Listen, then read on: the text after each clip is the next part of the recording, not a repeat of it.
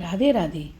अब तक हमने कार्तिक मातम्य में 8वें अध्याय के बारे में सुना और जाना कि किस तरह हमें कार्तिक मास में नियम संयम करके किस तरीके से कार्तिक मास का उद्यापन करना चाहिए।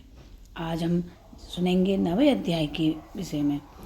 इसमें तुलसी पूजन का महत्व बताऊंगी और तुलसी जी की पूजा क्यों की जाती है, उसका क्या फल होता है, इस सब के बारे में जानेंगे। तुलसी पूजन महात्म्य का मुनिवर दीजिए ज्ञान, कैसे उत्पन्न होए कर पाया पद ये मान। पृथ बोले, हे मुनीश्वर, आपने जो भी कार्तिक के व्रत में तुलसी की जड़ में विष्णु भगवान का पूजन कहा है, इसलिए मैं तुलसी के महात्म्य को पूछना चाहता हूँ। वह भगवान को इतनी प्यारी कैसे हुई? हे नारद, वह कहाँ और कैसे उत्पन्न हुई? तुम सर्वज्ञ हो, ये सब मुझे भी बतलाइए।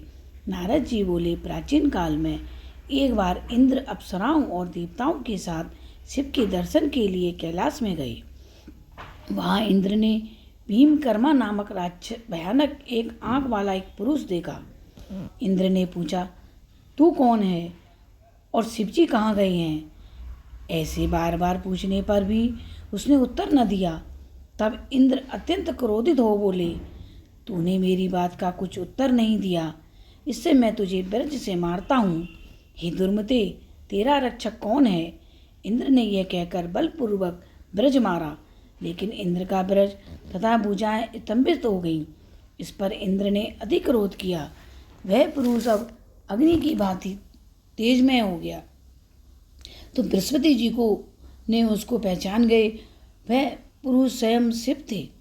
बृहस्पति ने उनको प्रणाम किया तथा इंद्र को भी उनके चरणों में झुकाया।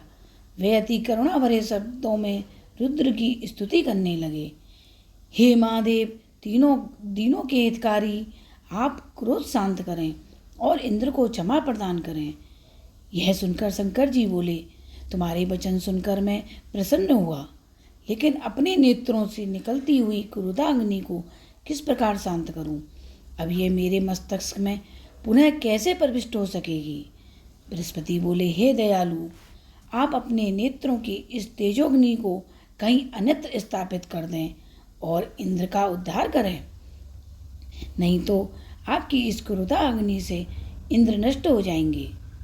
तब रुद्र भगवान बोले, तुमने इंद्र को जीवन दान दिलवाया है, अतः तुम्हारा एक नाम जीव प्रसिद्ध होगा।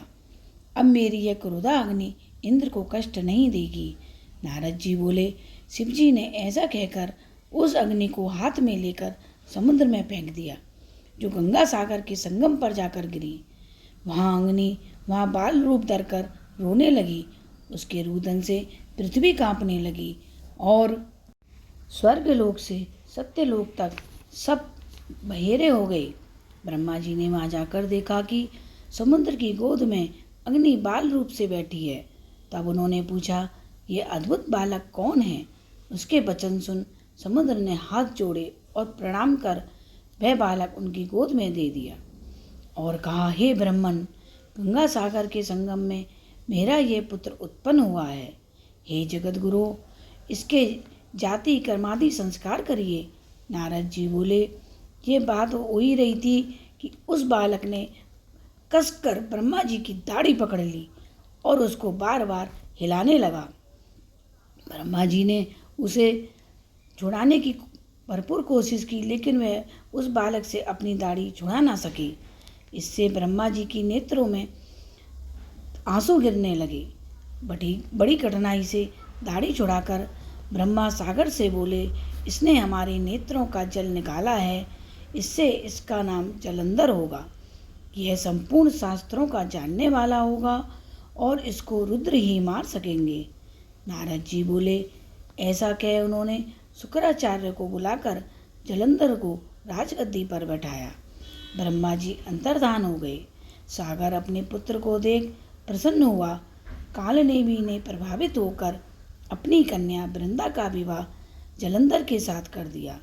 पति से प्रेम करने वाली और आज्ञाकारिणी उस स्त्री को लेकर शुक्राचार्य की सहायता से वह पृथ्वी पर राज करने लगा। अब हमारी ये 9वें अध्याय की कथा समाप्त होती है। आगे की अपनी नेक्स्ट वीडियो में आपको मैं 10वें अध्याय की कथा के बारे में सुनाऊंगी। आपको मेरी इसी तरह की वीडियो देखने के लिए प्लीज़ मेरे चैनल को लाइक और सब्सक्राइब अवश्य करें और वीडियो अच्छी लगे तो अपने दोस्तों को शेयर करें। राधे राधे।